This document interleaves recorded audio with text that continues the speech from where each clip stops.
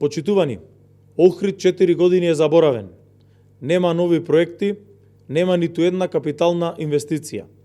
Загрозен беше статусот на градот како заштитено културно наследство под УНЕСКО. Урбаната мафија царуваше и во Охрид за 4 години се изградија преку 600 дивоградби, кои се составен дел од регистарот на дивоградби на општина Охрид. Дел од нив се репрезентативни и се уште видливи. Градоначалникот се сојузи со урбаната мафија, а ги стави охријани и нивниот интерес во заден план. Време е да изставиме крај на мафијата, криминалот и корупцијата.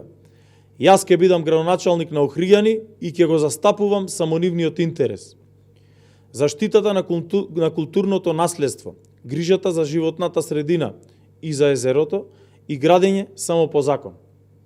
Време е за нов пристап и за грижа за заедничкото, за тоа што ни го оставила природата и нашите предци. Нема да дозволам во 21. век, по завршување на мојот мандат, да се зборува за немање на водоводи и канализации.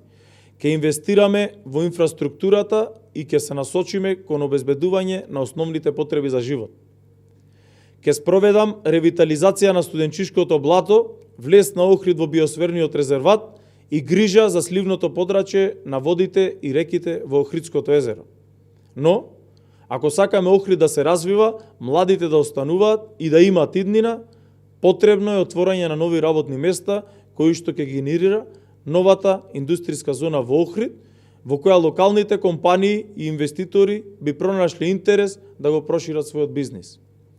Во дело на туризмот ќе дадам максимална поддршка на угостителско-туристичкиот сектор во Охрид и сите оние кои што се поврзани со туризам на некаков начин.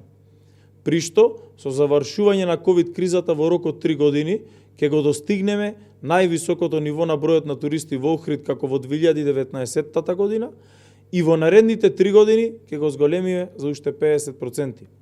Сето ова е подкрепено и врз основа на стратегијата за туризмот изготвена од страна на Факултетот за туризам во Охрид. Ке инвестираме во образованието и образовната инфраструктура, а како новина и обврска за која се залагаме е обезбедување на бесплатен оброк за учениците до 5-то одделение. Како поранешен спортист, поддршката за спортот и спортските клубови во Охрид ќе биде еден од врвните приоритети.